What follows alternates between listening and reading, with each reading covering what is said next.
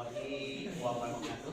Waalaikumsalam warahmatullahi wabarakatuh. Selamat pagi ya. Kita bertemu lagi di materi yang ketiga, yaitu ketenaga kerjaan. Untuk mempersingkat materi, sengaja ya minggu sebelumnya Bapak sudah share ke salah satu teman Anda ya mengenai bagan ketenaga kerjaan, dan Bapak sudah menyuruh Anda untuk dibuat di buku tulisnya masing-masing ya, begitu. Hari ini kita akan mencoba menerangkan apa yang sudah Anda buat ya. Anda bisa lihat di monitor ya. Ini gambar seperti ini ya. Walaupun mungkin ada yang tidak samanya.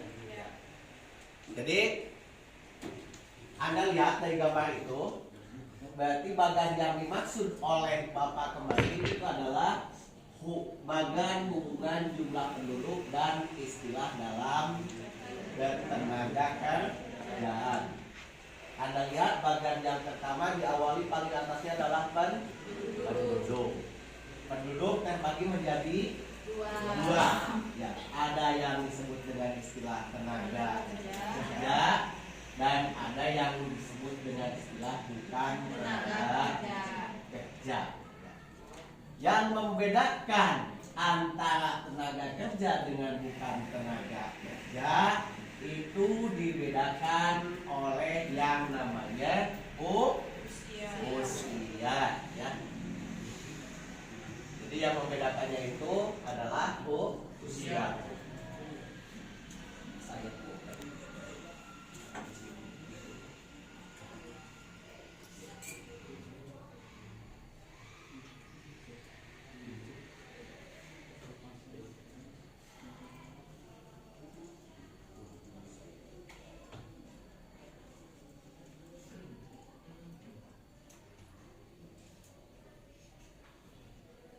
Ya, jadi kita lihat lagi kalimat.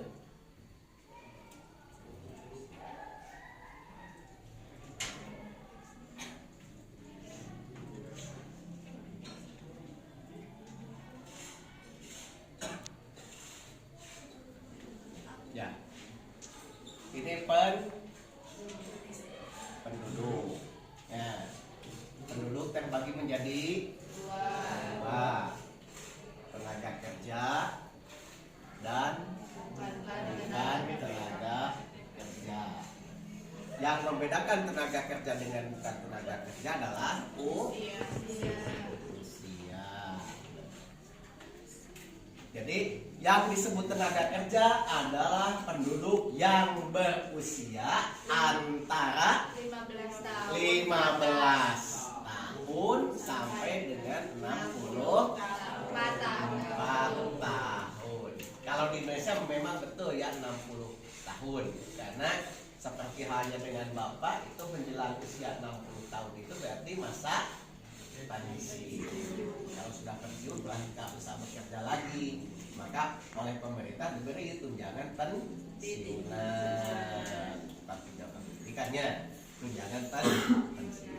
Nah, yang termasuk bukan tenaga kerja itu dilihat berdasarkan usia. Berarti usia mereka yang di bawah 15 tahun dan di atas 64 tahun itu masuknya kelompok bukan tenaga kerja. Paling terakhir kelas 11 aja sana di plastik itu kan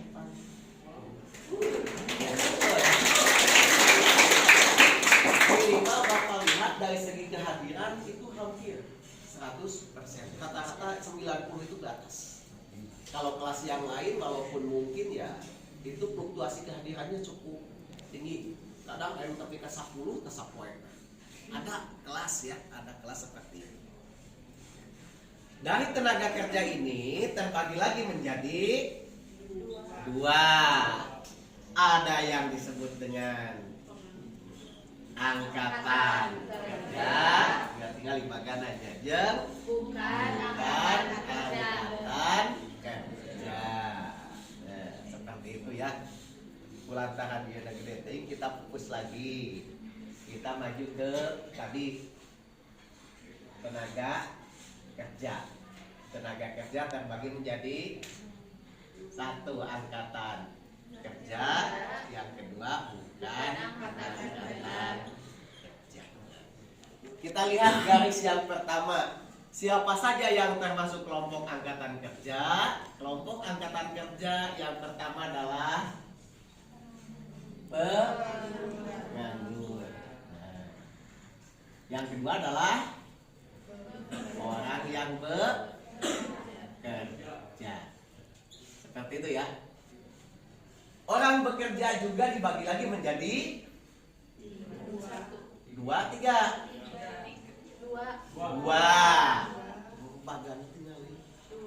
Dua.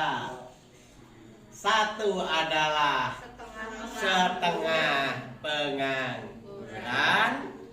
Yang kedua adalah bekerja penuh. Nah, seperti itu ya. Bekerja penuh. Salah kayaknya sakit keniron ya. Berarti kita lihat dulu sebelum ke pengangguran nih. Kita lihat yang bekerja. Berarti yang harus Anda lihat itu yang bekerja penuh itu seperti apa? Orang dikatakan bekerja penuh jika dia memenuhi syarat ya. Dua syarat ya. It's time to begin the fourth. Bekerja penuh atau istilah bahasa Indonesia tahu? Full employment. You can speak English? Yes. Yes, I can. Little sih I can banget. Seetik mah bisa. Saya tahu versi perangkat. Ya. Orang dikatakan bekerja penuh jika dia memenuhi dua syarat. Syarat yang pertama, orang dikatakan bekerja penuh jika memenuhi waktunya. Ya. Dilihat berdasarkan waktu. Berapa? Waktunya 6 jam per hari atau 36 jam per minggu. Jadi lamun jamaah gawe na 36 jam per minggu, dilihat dari waktunya, maka dia orang yang bekerja penuh. Contoh Bapak kan kerja mulai jam berapa? Jam 7, selesai jam 4. Itu 8, 9, 10, 11, 12, 1, 2, 3, 4. Berarti Bapak bekerja 9 jam per hari. 1 minggu untuk SMA Raja itu dihitungnya 5 hari. Berarti 9 kali 5. Berarti Bapak bekerja 45 jam per minggu. Dilihat dari kriteria ini, maka Bapak termasuk kelompok bekerja penuh. Dilihat dari waktunya. Syarat yang kedua, ternyata bukan hanya waktu yang dilihat, ini justru yang paling penting. Apa? Dilihat berdasarkan upah. Ya. Jadi bisa baik waktu nabi upah analitik masuknya bukan karena kelompok bekerja penuh, tapi tadi karena setengah pengangguran. Jadi dilihat berdasarkan upahnya. Orang dikatakan bekerja penuh jika upahnya minimal sama dengan UMR. Bolehlah UMR. Upah minimum regional. Regional itu wilayah. Batasan wilayah yang dikatakan di sana adalah provinsi. Makanya istilah UMP itu sebetulnya sama dengan istilah UMR. Ya. Bukan UMK ya. Kenapa bukan UMK? Karena upah minimum kabupaten itu biasanya relatif lebih rendah. Romo di Ciamis, Mas. Ya. Mungkin 1 juta atau 1,5 juta. Beda lagi dengan Karawang. angkanya lebih tinggi dibanding dengan UMP.